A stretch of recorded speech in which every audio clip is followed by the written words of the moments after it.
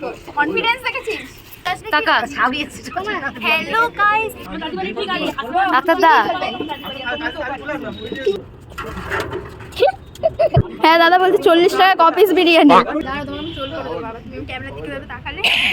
তুই খেয়ে নিয়েছে, সব খাবার শেষ করে দিয়েছে এরা দুজন মিলে। কত ফটো তুলবি তোরা? হ্যালো বন্ধুরা, আশা করি সবাই ভালো আছো, সুস্থ আছো। আমিও খুব ভালো আছি। নতুন একটা ব্লগে তোমাদেরকে ওয়েলকাম। আজকে আর ইন্ট্রো দেওয়া হয়নি, তার জন্য আমি বেরিয়েই তোমাদেরকে একেবারে ইন্ট্রোটা দিয়ে দিলাম। আমার মুখটা দেখে তোমরা কিছু বুঝতে পারছো? এরকম আতখাজরা সেজে গুজে কে বেরায় ভাই? আমিই বেরাই। বেরিয়ে আবার আমি আক্তারের সাথে গ্রসারি বাজার করতে গেছি। মানে ভাবা যায় ব্যাপারটা? আর কি কি যে আমাকে লাইফে করতে হবে ভগবানই জানে। কিরকম একটা নিজেকে অড লাগছিল। মানে আতখাজরা সেজেছি, আতখাজরা সেজে আবার সুন্দর করে চুড়িদার পরে আমি আবার গেছি গ্রসারি মার্কেটে। তবে আমার কনফিডেন্স লেভেল ভগবান আলাদাই দিয়েছে। মানে আমি যখন তখন যে কোনো সিচুয়েশনে নিজেকে হ্যান্ডেল করে নিতে পারি, কোনো ব্যাপারই না আমার জন্য। বাজারগুলো করে নিয়ে আমি আর একটা ঢুকে দেখছি, ও মা এখানে তো কেউ রেডি হয়। ভালোই হয়েছে আমি পুরোপুরি রেডি হয়ে আসিনি। তারপর সাহানা আমাকে বললো, তুই এক কাজ কর, চুড়িদারটা ছেড়ে দে, আমার জামাটা তুই পরে নে। তার জন্য আমি তো আর নাইটি পরি না, তাই ওর প্যান্ট শার্ট যা পেরেছি পরে নিয়েছি।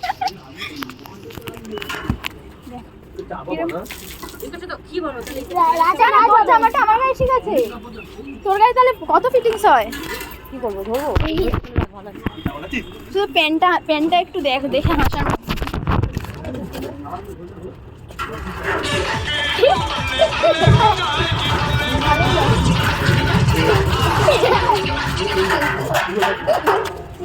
ভালোই লাগছে, খারাপ লাগছে না।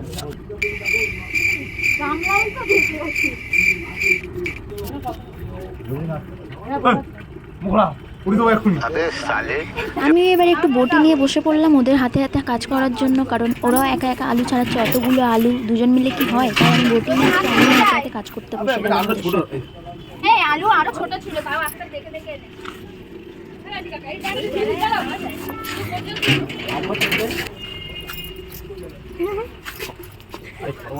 বরের অবস্থা এটা। দাদা একদম আরো ভালো করে দেখাচ্ছে, দেখো কনফিডেন্স দেখেছিস?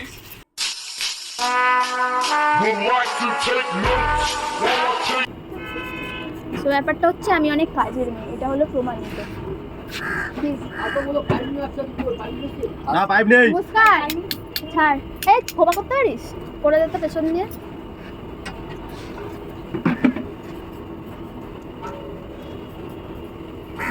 সূর্য এখন ডুবতে যায়, আমাদের এখনো কাজই হয়নি। আমি হলাম অকম্মের ঢেকি, আমি বসে বসে আড্ডা মারছি আর রিলস বানাচ্ছি।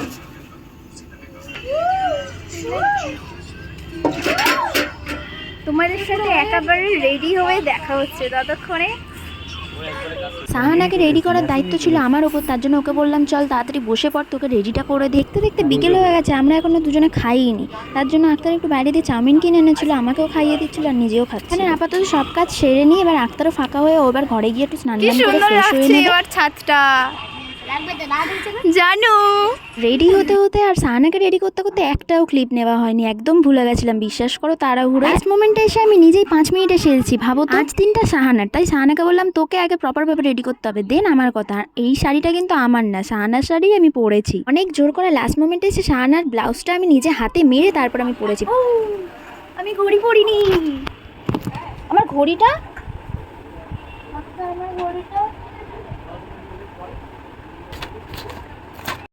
কিছু না, আমি না হ্যাঁ নেবে।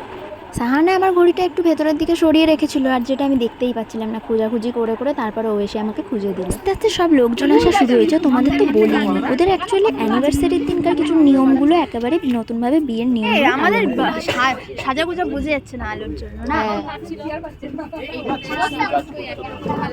হ্যাঁ সবাইকে যখন ওই কালারগুলো যাচ্ছে না, টিপগুলো একই রকম লাগছে। তারপর দেখছি দুটো লাল টিপের পাতা, আবার ও জানে আমি কোন সাইজটা পরি। এখানে টিপ নিয়ে কথা হচ্ছে, বড়কে টিপ এনে দিয়েছে তাই। এই রে, ও জানে আমি কোন সাইজটা পরি, বুঝেছো তো? এবার তার জন্য ও দেখছি পকেট দিয়ে এনে আমাকে ধরে দিচ্ছে। আমি দেখে কি খুশি হয়ে গেছি, ও জানে আমি ছোট সাইজটাই পরি। ডাক্তার দা,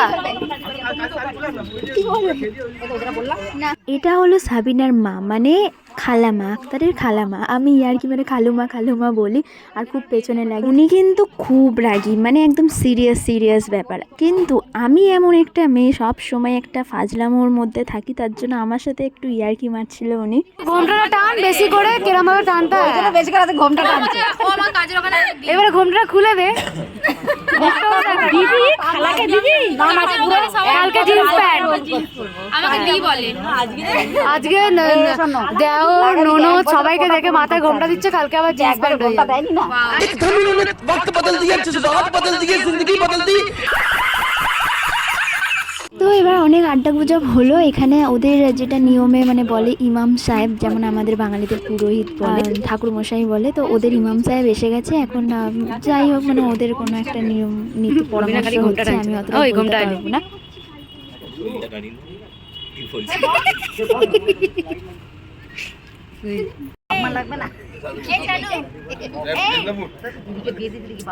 এই বাংলাদেশ, কে বাংলাদেশ টাকা। হ্যালো গাইস, এখন এখানে বিয়ে হবে, তার জন্য আমরা সবাই অপেক্ষা করছি। কালকে দিচ্ছি। আমি তো কোনোদিন মুসলিম বিয়ে দেখিনি, তোমরাও যদি দেখার অপেক্ষায় থাকো তাহলে আমার সাথে থাকো।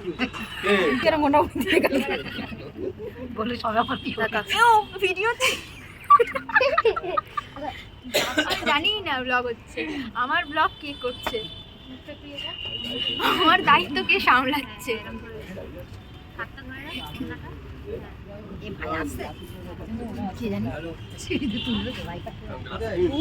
দাঁড়া, তোমার আমি ট্রোল করে দেবো বাবা, তুমি ক্যামেরা দিকে ভাবে তাকালে।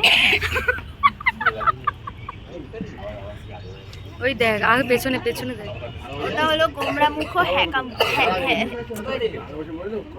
अरे तुम्हारी खोपड़ी में भेजा है कि भजिया। তারপর দেখছি ঘরের মধ্যে ছেলেরা সব আলাদাভাবে বসে আছে আর ছাদে মানে বাইরে সব মেয়েরা বসে আছে। তো এখানে সাহানার ব্যাপারে কিছু জিজ্ঞাসাবাদ করছিল, মানে ওদের কিছু নিয়ম কানুন হবে, আমি তো অতটা ভেতরে ডিটেলস বলতে পারবো না। আর এখানে মুস্কান একটু উকি মারতে এসেছে। দাদাদের কিন্তু আগে বিয়ে হয়ে গেছে, মানে রেজিস্ট্রি ম্যারেজের যা কিছু হয়ে গেছে, শুধু হয়তো কিছুটা হয়তো নিয়ম বাকি ছিল, তো অ্যানিভার্সারিতে সেটা একেবারে সেরে ফেলছে। আর বাইরের থেকে এসে দেখছি এবার মেয়েরা আলাদা সব বসে আছে। আর তারপর ওদের ওখান থেকেই কিছু একটা মানে কাউকে হয়তো জিজ্ঞেস করতে আসতে হয় ছেলেদের দিক থেকে।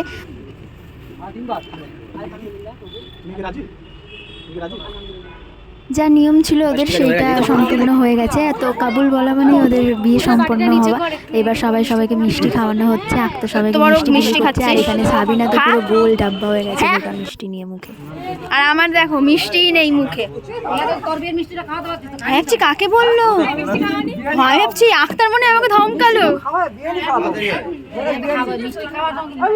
সাহানা আর দাদার সেদিনকার লাকটা খারাপ ছিল কোন দিক দিয়ে, না কোনো গান বাজনাই চালানো যাচ্ছিল না, কারণ সেদিনকার শোভ রাত ছিল। শোভ রাতের দিন ওদের হয়তো নিয়ম যে গান বাজনা চালানো। ফটো তোলার পর্ব চলছে, ও জীবনে স্যাটিসফাই হয় না এতগুলো ফটো তুলেও।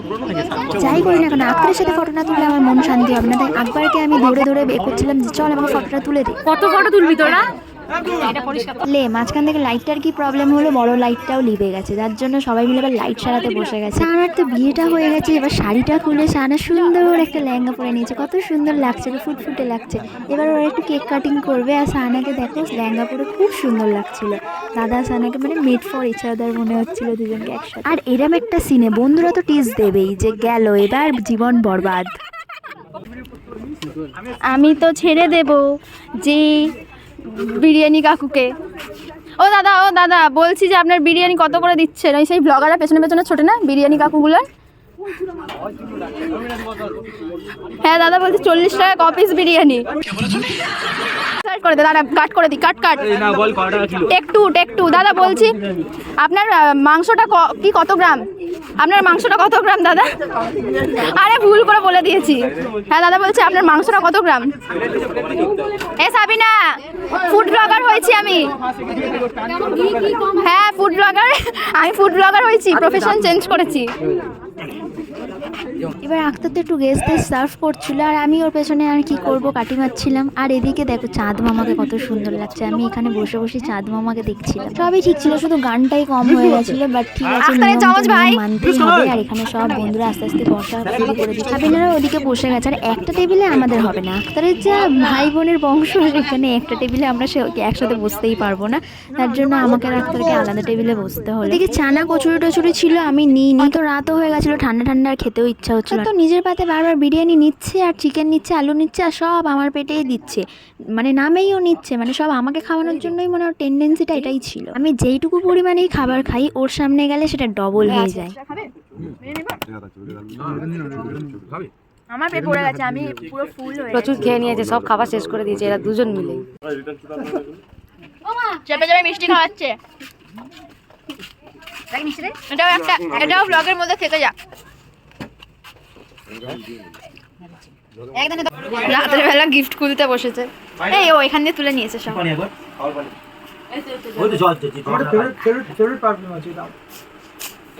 পারফিউম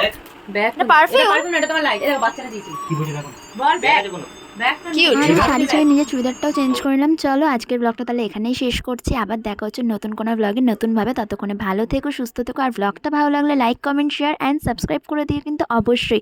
চলো টাটা।